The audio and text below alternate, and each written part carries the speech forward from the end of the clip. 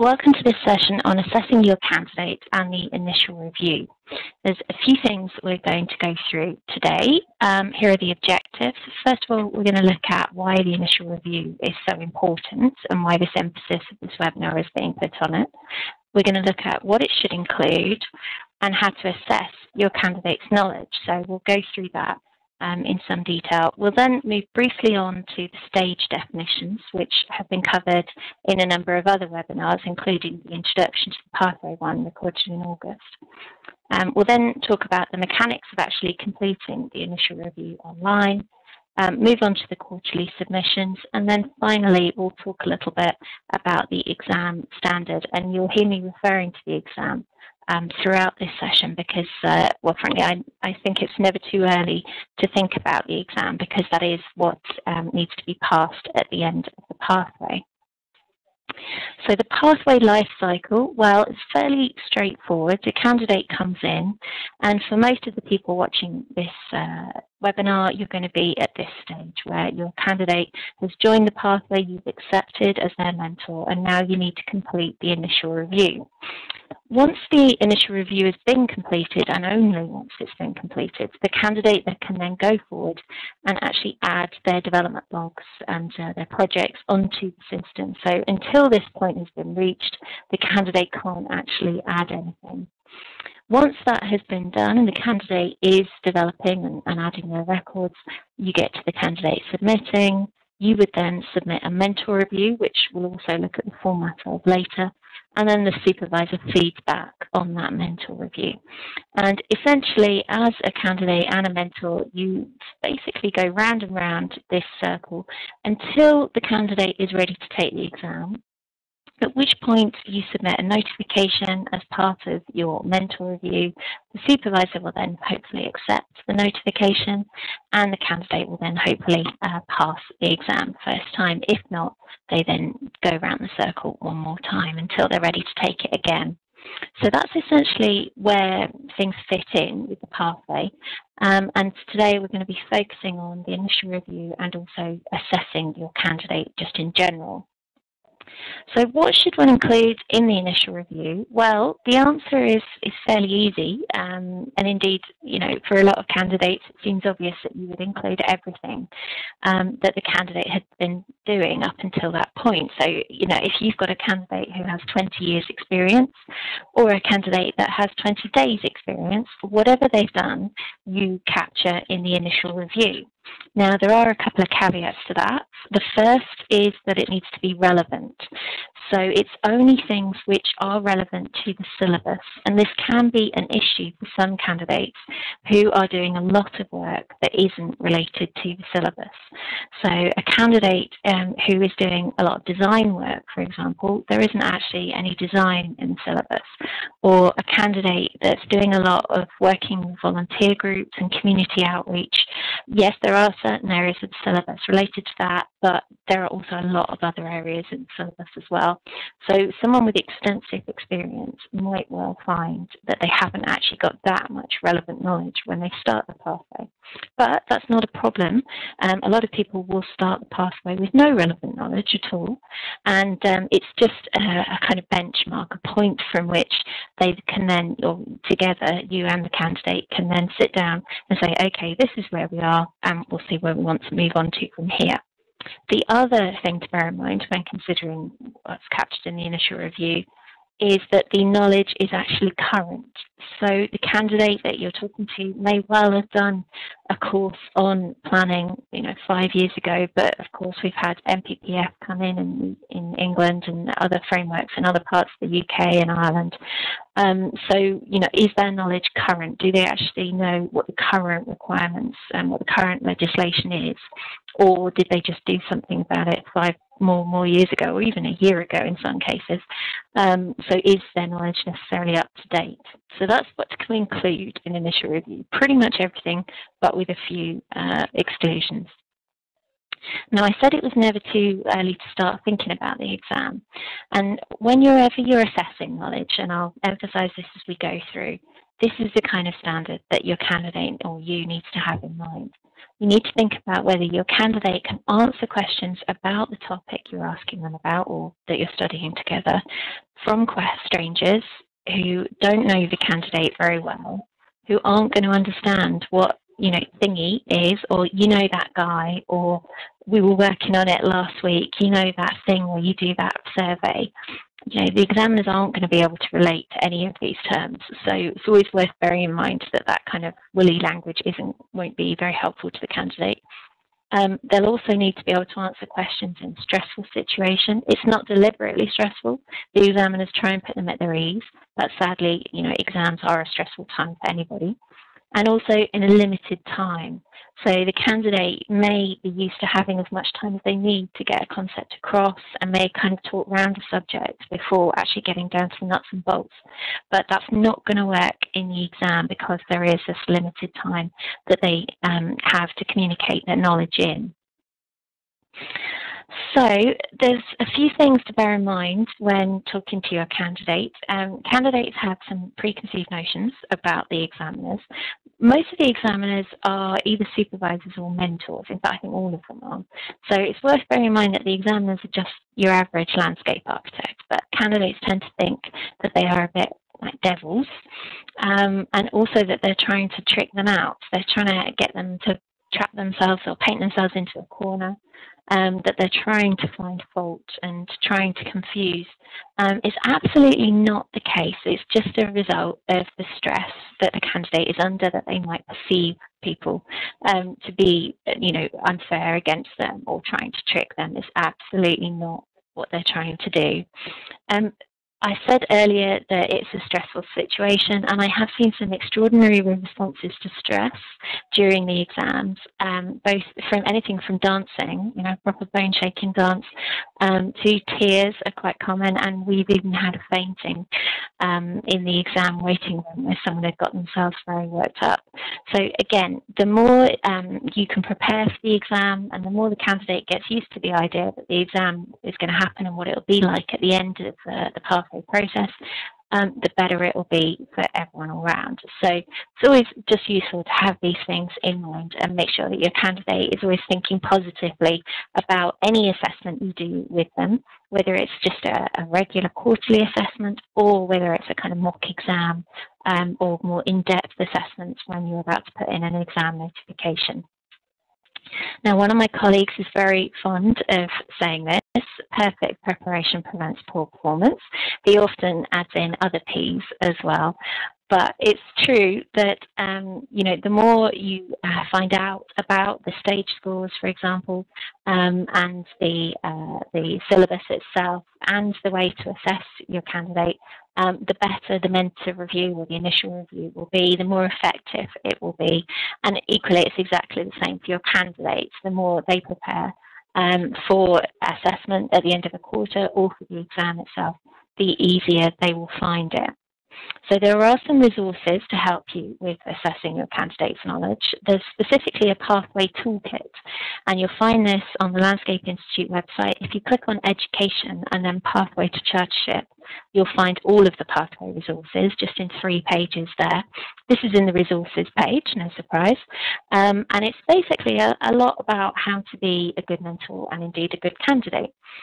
Pages 15 to 17 specifically talk about asking effective questions. And we're going to go and talk a little bit about this now. So these are the types of questions you might want to use when you're assessing your candidate's knowledge. Now, closed questions, I'm just going to go through very briefly.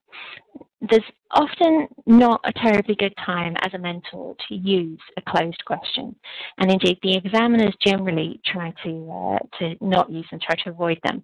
And as you can see here, just from the 3 that I put up, we're not actually getting a lot of information from the answers that the candidate is giving. And that's because, you know, with a closed question, you're really only getting a yes or no answer. And so it's difficult for the candidate to communicate very much knowledge or understanding, which is what the examiners are looking for. So the times when an examiner would ask a question, and when I would also urge a mentor to ask a question, is first of all when a candidate is very nervous or lacking confidence in themselves.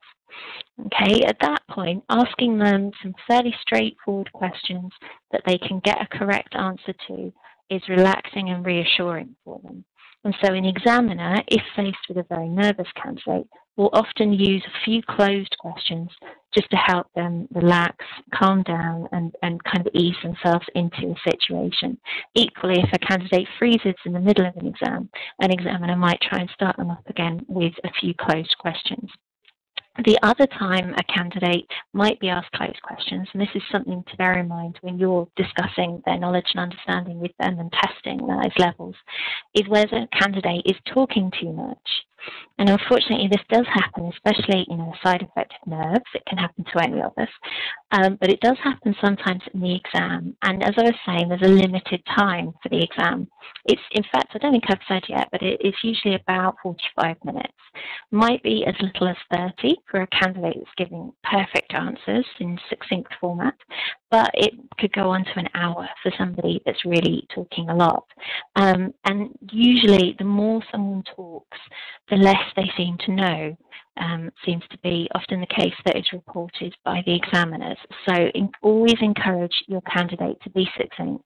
And if they are talking too much, then you can always try and cut that down with a few closed questions. But also, as a mentor, you would also want to bring that up with them and discuss that as a development point for them for the future. The kind of questions which are much more preferred are, of course, open questions, which effectively have kind of paragraph answers. And these are the kind of questions where the examiners are giving the opportunity to the candidate to really shine and display their knowledge. So we've got some examples of those here. These are ones where it's almost impossible to just give a one-word answer, except possibly to this middle one, which could be something simple, just like Tuesday, or something like that. But we've got 3 questions here. So what do you think might be a few basic ground rules? There's an opportunity for a candidate to almost come up with a kind of bullet-pointed list while they're talking. And then one that the examiners like asking a lot is this tell me question. So tell me what you learned, tell me how you dealt with that, tell me what that was like, tell me how you might have approach that differently. Okay, so this is all giving the candidate an opportunity to talk and communicate exactly what they know. And it's exactly the same thing that you want to be doing yourselves when you're assessing your candidate's knowledge and talking to them during a mentoring meeting. Now, there are some pitfalls to be aware of as a mentor, and this is true whether you're doing a mentor review or an initial review.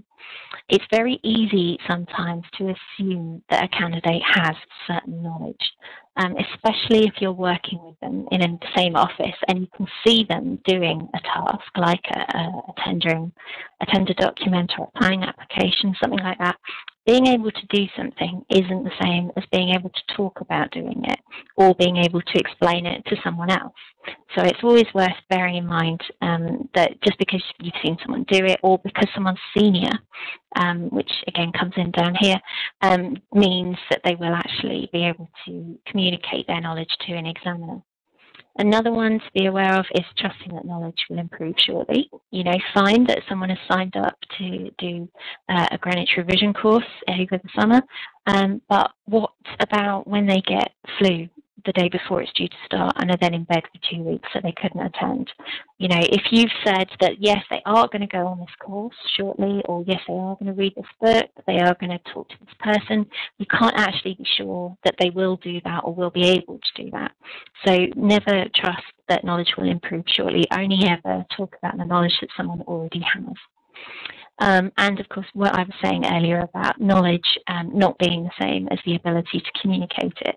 And one of the things I constantly stress to candidates in all the webinars for them is that it's oral communication that is really key on the pathway in communicating their knowledge. If someone has some kind of special requirement or they can't physically communicate orally, then they should discuss that with us and send us an email to start that conversation as soon as they want to in the pathway, because we don't discriminate against people, but it is communication of knowledge, not purely being able to do something that is being looked for on the pathway to chartership. So when assessing their knowledge, I was talking about the pitfalls, and this just really highlights them. If you've worked with the candidate before or just spent time with them socially or even been advised by them on a landscape architecture matter, these are all things that incline you towards thinking that they'll be able to do this, that you can put a tick in the box or a 2 or a 3 in the mental review or the initial review. Equally, it's not enough to ever ask a candidate, you know, how are you on planning? Yes, I'm good on planning. You know, that isn't telling you anything.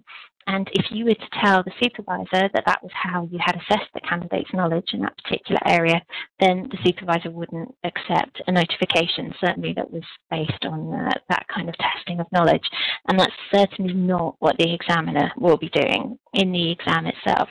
So I know often, especially when you've got a very experienced candidate or a candidate who's doing things on a day-to-day basis in the office, it's quite tempting to have a bit of a shortcut, knock a bit of time off the mentor meeting by just asking simple questions. But it really won't pay off in the long run because they're likely to not be able to do that and then not be able to communicate the knowledge in the actual exam. Let's move on to the stage definitions. Now, I'm not going to go through these in extreme detail because that's done in a number of other webinars, specifically the Introduction to Pathway 1 from August. But we'll look at these in some detail. So 0 is fairly straightforward. 0 is little or no knowledge or understanding of these areas. Okay, so you don't know what you don't know at this point. Stage 1, this is where you've acquired the basic knowledge.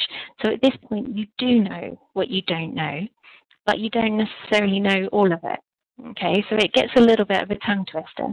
But essentially, you know what you need to do to move to stage 2 at this point, whereas you probably don't at stage 0. So at stage 1, for example, you may well have read a book or have talked to someone about it, but the candidate may well have done that, but the candidate won't necessarily know how to apply that knowledge in their own work environment or indeed in another sort of work environment. Then we've got stages 2 and 3. 2 is where you've got a general knowledge and understanding across the areas. They may have some experience at this point, but it's not absolutely compulsory. And if they do have experience, then they're going to need to ask for advice or approvals from someone who is more senior, or at least more experienced. So this is where if the candidate hasn't had personal experience, or even if they have, they will be able to talk about the topic as if they have had personal experience. They'll be able to transfer their knowledge to theoretical, hypothetical situations and tell the examiner what would happen in that scenario. Equally, they'll be able to take situations that they found themselves in, and then when the examiner says, and what would have happened if the contractor hadn't been on time, they'll be able to then talk about what the consequences of that would have been. Okay, so it's that kind of level of knowledge where they're able to apply it to different situations. Moving on to stage 3, at this point they have a thorough knowledge and they have applied this knowledge themselves. Okay, so at this point they absolutely must have personal experience of these areas. They're also at stage 3 able to take responsibility and don't need very much supervision or advice to go ahead with these actions. Okay, so at this point they may well be supervising someone else, carrying out the basics of a kind of stage 1 level of knowledge in this area.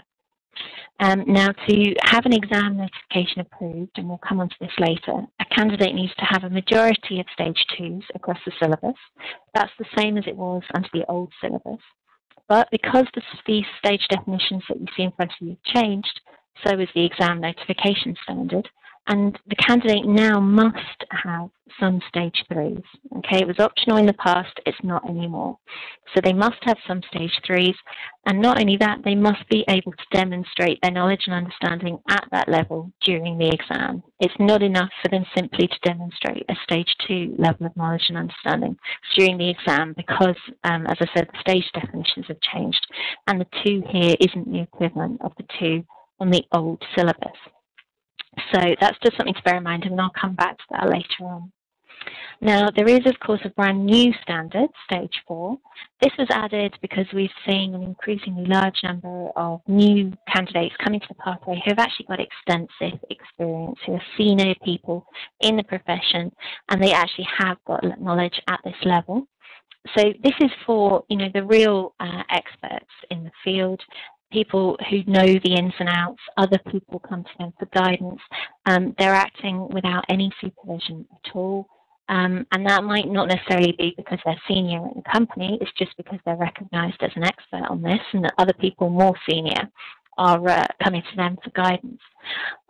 It's very rare, though, that anybody on the pathway is going to get one Stage 4, never mind 2 or 3 or 4.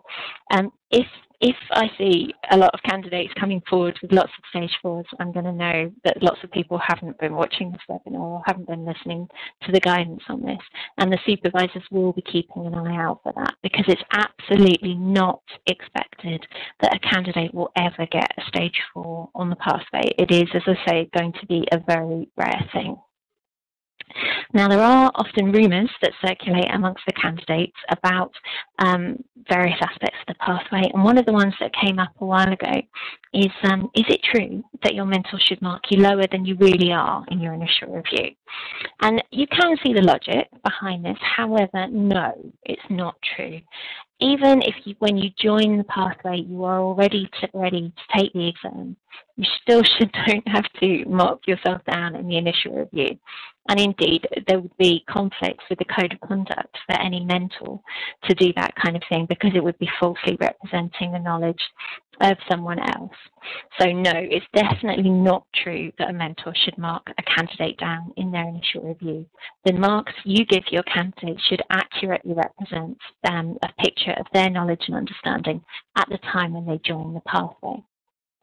So here we have the initial review itself. For those of you that haven't submitted one yet, when you log into the pathway after you've been accepted as a mentor, you'll see the link to the initial review on your tasks menu. And up here, you'll have your actual candidate name and your name here. And you'll see that we have 5 columns across here, 0, 1, 2, 3, 4. And of course, as I said, it'll be very unusual for people to have Stage 4s, especially in an initial review. But even in later mentor reviews, it's not expected that this column will ever be used. Now, for someone who is just joining the pathway, who's straight from university, maybe their first job, it's perfectly normal for them to have pretty much all 0s all the way down. Maybe a couple of ones where they covered something as part of their masters, but it's not, not a problem for there to be entirely 0s. It's very common. For somebody who's had extensive experience in the past, there may well be some 2s and maybe even a couple of 3s. When they do join the pathway. But for each syllabus area, and you've got them listed all down here, you need to discuss this with your candidate and see exactly what relevant knowledge and understanding they have, and that knowledge and understanding is current. Okay, so that's the initial review. Now, I also wanted to point out that the element you have up here is the first of the core elements. For each of the core elements, 1, 2, 3, and 4, you are asked to score your candidate in this way.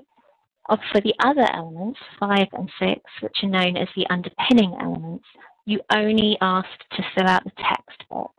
And that is the same for the initial review and for the mentor review. Okay, so that's just something to bear in mind when you're completing your initial review or mentor review. Now, that kind of covers the initial review. And so now we're going to look at how this moves on into the rest of this cycle as it goes around. What we come to once the initial review has been made is the actual candidate submission. And your candidate submission, if you haven't seen what the candidate's pathway looks like, do just ask them to log in next time you're together. They can do it on their phone if they've got a smartphone.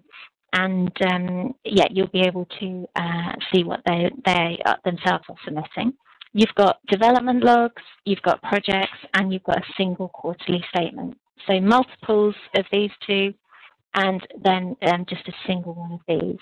And when you're looking at your candidate submission, and you're there to assess your candidate's submissions as well as their actual knowledge, bear in mind that in the development log, and this is emphasised in the webinar reflecting on your development, which is just a little 20-minute one, so easy to watch, what was done is actually a minor part of the contents. Okay, what the supervisor, what the examiner, and what you yourselves are interested in is what was learned from that activity, not what they actually did. And they only need to log things that are relevant to the syllabus itself, not things, and I have seen these, like, fix the photocopier. Nothing like that is relevant. And also in their development log, they must show reflection.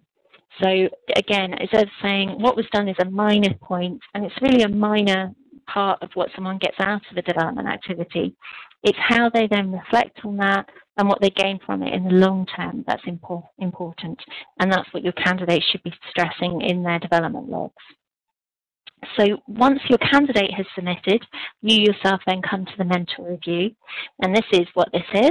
And you'll notice that rather than a single series of columns, you've now got your double series of columns. You've got the score last quarter, which will be the scores taken from your initial review, or if this is not your first mentor review, they'll come from a past mentor review. And then you're free to add in your score this quarter.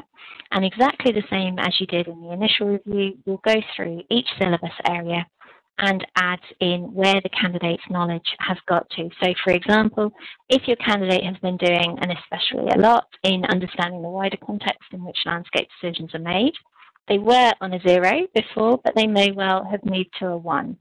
So you may well mark them as that. Then you need to add some explanation down here as to what they did, they justified that, and also how you tested their knowledge to ensure that their knowledge really has increased, and it's not just that they did some activity, they have actually learned something from it.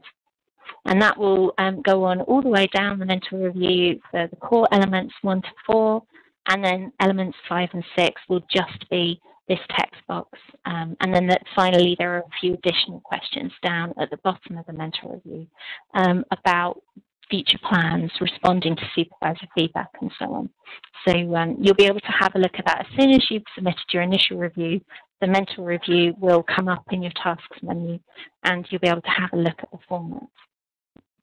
Now, we're almost finished, but I just wanted to tell you a little bit about what your supervisor needs from you. What they need is information from the candidates, and they need that to be succinct and on time, as it says here. But that information then needs to be backed up by verification from you. So the candidate may well be saying, I attended a revision course, or I spent the day shadowing something, or I sat in on a planning inquiry. But they need to show that they've reflected on that and that they have learned from it, not simply that they took part. The pathway isn't a tick box for experience, and in fact, we don't measure experience at all. There's no minimum time or maximum time to spend on the pathway. It purely measures knowledge and understanding rather than time. So you need to then show in the text that you're adding underneath the score boxes that you've verified that the candidate actually has learned something from it. The candidate and you indeed need to be succinct and timely. I haven't talked about deadlines in this webinar, but they are in the Introduction to Pathway ones. They're in the guidebook, they're on the website, and they're also on the Pathway system. So deadlines are well documented, and you also get email reminders. If your candidate is writing too much, the supervisor will pull them up on that and mention that in their feedback. And indeed, it's important that both you and your candidate show that you've reflected on your previous supervisor feedback. And if you should disagree with what they've written, then feel free to say that and make it into a bit of a feedback on their feedback. But also say if it would be useful for them to mention something to do with the length of submissions, or something to do with planning experience. If your candidate's not going to be able to get any directly in the office, what would their supervisor advise? Things like this. The supervisors all have about 15 or 20 candidates each. So they see a broad range of backgrounds, broad range of experience levels, broad range of knowledge and understanding. And each of those candidates will normally have a different mentor. So they're also seeing a lot of different mentors. So your supervisor is there as a resource that you can draw on. So all of these things are what your supervisor is looking for from you. And of course, ultimately, and I haven't mentioned exams for at least 30 seconds, it's what your examiners or your candidates' examiners are looking at from you as well. So I said we'd come on to the notification and exam standards later, and here it is. So candidates are expected to have stage 2 across the majority of syllabus areas. We don't put a number on majority, it's just the majority. And the pathway, especially the pathway with the new syllabus, has designed to be flexible enough to reflect whatever a candidate is doing, as long as they are doing enough to meet the criteria or to cover the areas within the syllabus itself. So it's very flexible, and you know, a landscape planner, a landscape designer, a landscape manager will have different knowledge profiles and different stage 4 profiles against the syllabus. Stage 1 may have been achieved in a few small number of areas, but no areas should be at 0. Very important. If any areas are at a 0, either in the exam notification as part of the mentor review, then the notification will be declined. But equally, if a candidate can't show at least a stage 1 level of knowledge in a syllabus area during the exam, they will also fail the exam. And then importantly, stage 3 will have been achieved in areas relating to the candidate's specific areas of expertise. Now, as a mentor, you are best placed to actually judge where those specific areas are. So, you know, it's for you to indicate that to the supervisor and to the examiner by putting 3s into the mentor review and really indicating that. And then the examiner will, from that, look to those areas to be the ones where the candidates are able to communicate that higher level of knowledge and understanding. So we've just about finished there. We've been through the pathway life cycle and what to include in an initial review, and you'll remember that it was essentially everything, but with the 2 caveats that it needed to be relevant and also that it needed to be current. Now, it can be an issue either with candidates who have very wide-ranging jobs, where a lot of it isn't relevant to the syllabus. They're going to be disappointed that only part of what they're doing is counting.